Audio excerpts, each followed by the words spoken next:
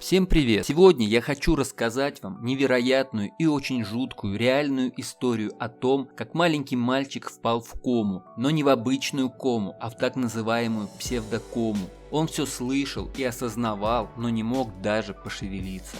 Итак, по порядку. Мартин Писториус родился в Южной Африке в 1975 году. Когда ему было 12 лет, он начал жаловаться на головные боли, слабость и потерю чувствительности в конечностях. Вскоре его состояние ухудшилось, и он перестал говорить и передвигаться. Врачи диагностировали у него неопределенное заболевание, которое быстро прогрессировало и в итоге привело к параличу и потере способности общаться. Мартин провел следующие 12 лет своей жизни в состоянии, которое называется синдромом запертого человека, также известное как псевдокома. Представляет собой состояние, при котором пациент осознает, но не может двигаться или общаться вербально из-за полного паралича почти всех произвольных мышц тела, за исключением вертикальных движений глаз и моргания. Находясь без сознания, Писториус мог слышать и понимать разговоры своих родственников у его постели, хотя они этого не знали. В течение многих лет родители Мартина боролись за него, пытаясь найти способы помочь своему сыну, но врачи считали, что Мартин находится в терминальной стадии болезни и не может быть вылечен. Однако все изменилось в 1998 году, когда Мартин начал медленно двигать глазами и издавать звуки. Его родители заметили это и решили попробовать заново обучить его основам коммуникации. Они использовали технологию, которая позволяла Мартину управлять компьютером с помощью глаз, чтобы он мог создавать текстовые сообщения и общаться с окружающими. Через несколько лет Мартин стал способен общаться с другими людьми, используя свой компьютер. Он также научился читать и писать и даже начал изучать компьютерное программирование. После выздоровления он рассказывал о многих значимых событиях, которые произошли в мире в период, когда он находился в коме и не мог общаться. Среди этих событий были смерть принцессы Дианы, Нельсон Мандела, который стал президентом, и теракты 11 сентября. В интервью, которое он дал после выхода из комы, он сравнивал свое состояние с тем, что он чувствовал бы, если бы находился на дне океана. Он описывал это состояние как вечный сон, в котором он не мог ни двигаться, ни говорить, ни выражать свои мысли и чувства. Мартин также говорил, что в течение многих лет он был захвачен своим телом,